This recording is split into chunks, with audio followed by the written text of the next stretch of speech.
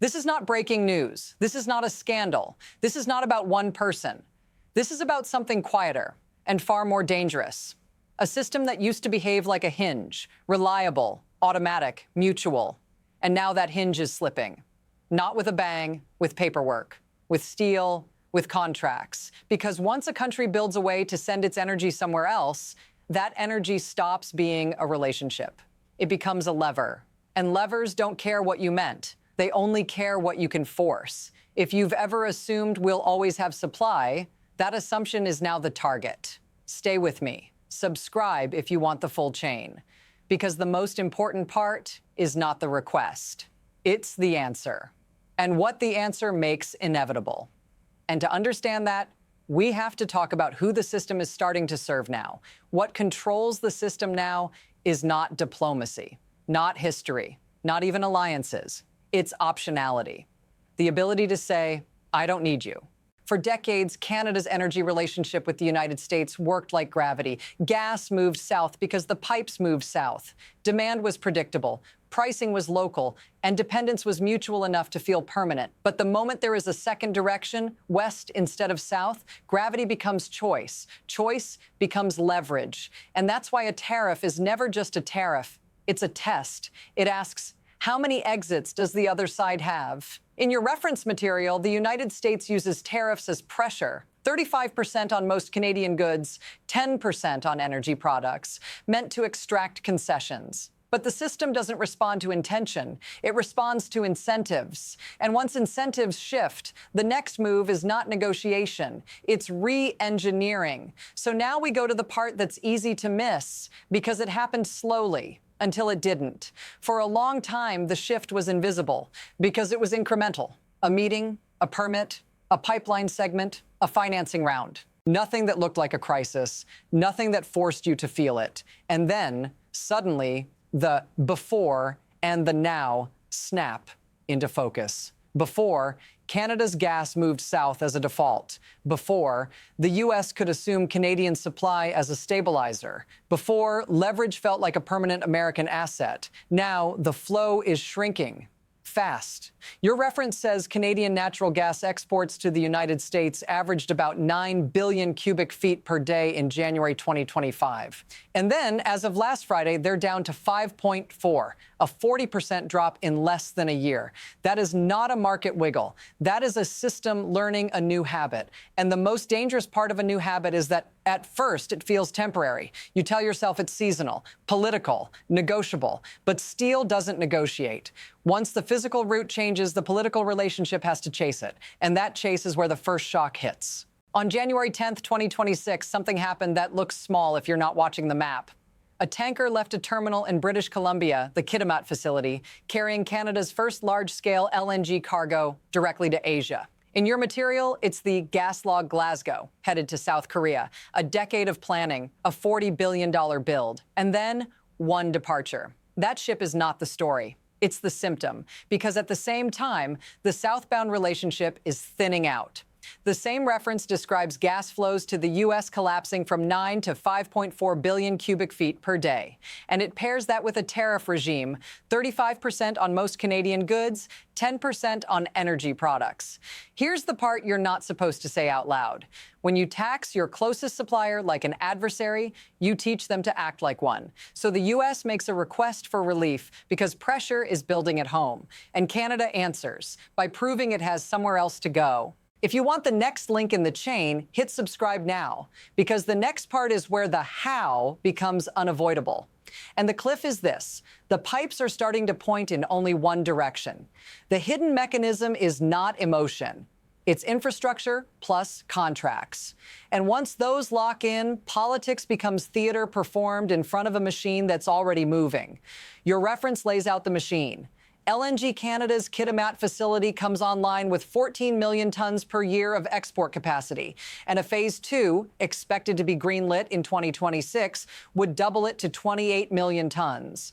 Then comes the second layer, what Carney calls nation building. 7 projects, plus 5 more announced earlier, totaling $116 billion in investment, including another LNG facility, Kasi Lisem's, with 12 million tons per year aimed at Asia. That is the mechanism of escape velocity, not a speech, not a vote, a parallel route.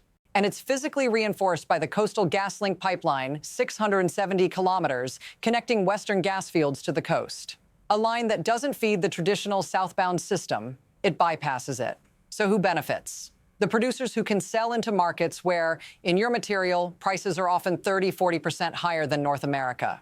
Who absorbs the damage? The country that assumed the old flow was permanent.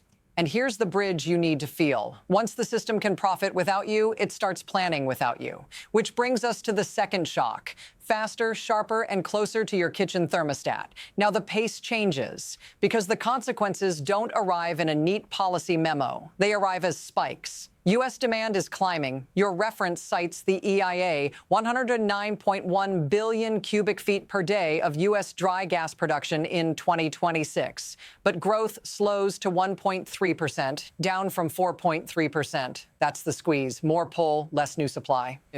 And while the U.S. builds its own LNG export boom, Texas, Louisiana, those facilities still need feedstock gas. They compete with power plants, with factories, with home heating. Then Canada pulls back, not rhetorically, numerically, from 9 to 5.4. So prices respond like prices always do.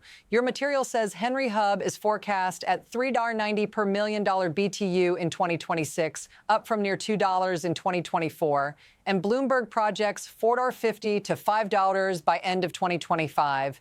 This is where the system stops feeling abstract. Because when a reliable import disappears, the replacement is not patriotism.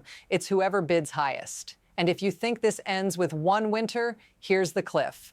The system is setting a new normal, and it doesn't need your permission. This is the point where it stops being markets and starts being you. Natural gas heats 47% of American homes, according to your reference. So when imports drop and prices rise, the cost doesn't stay on a trading screen. It shows up in January, in Michigan, in Minnesota, in your living room. Your material runs the math. Winter bills jumping 25 to 30% in 2026 compared to 2024. That's not a think tank scenario. That's an extra $50 to $100 a month for families already squeezed. And then it spreads sideways. Natural gas isn't just heat, it's feedstock, chemicals, plastics, fertilizer, steel.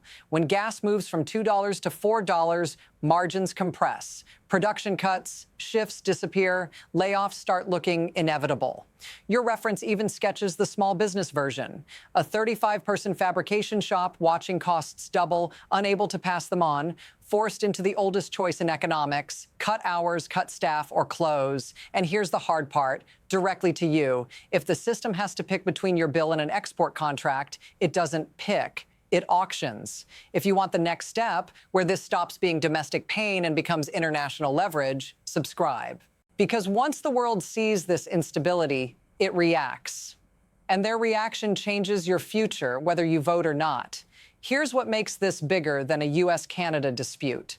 When a stable energy relationship becomes unstable, everyone who depends on the broader system starts recalculating, quietly, urgently, and permanently.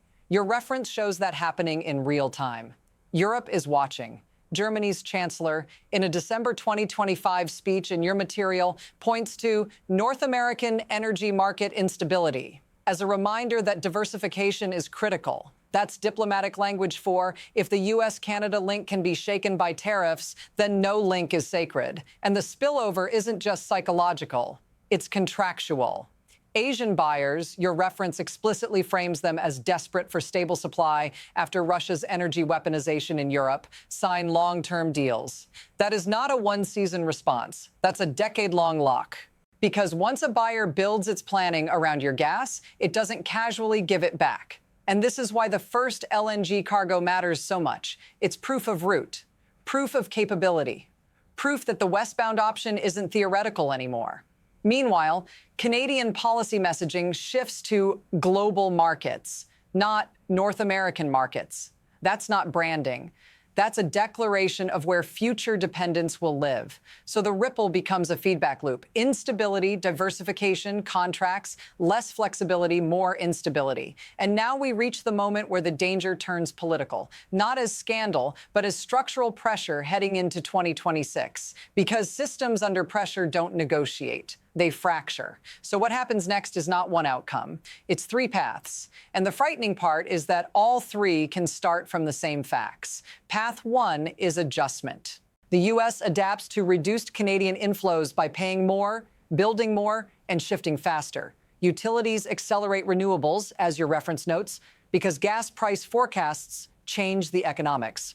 But the timeline is slow, and the bills arrive first. Path two is erosion, not collapse, drift. Canadian volumes keep locking into Asian contracts. U.S. price volatility becomes normal. Manufacturing competitiveness weakens, one earnings call at a time, one risk factor disclosure at a time, like the industrial warnings your reference describes. Politics responds, but always late, always reactive. And path three is rupture. This is the one nobody likes to say out loud. Tariffs deepen. Courts and appeals extend uncertainty, like your material describes around the legal fight. Governors in gas-consuming states rage privately because their constituents feel it. And Canada's stated ambition to cut U.S. trade in half over 10 years stops sounding like posture and starts sounding like a schedule. I'm not telling you which path wins, because the system decides based on incentives, not speeches. But here's what you should hold on to. Once the physical infrastructure points away, relief becomes a word you say after the leverage is gone.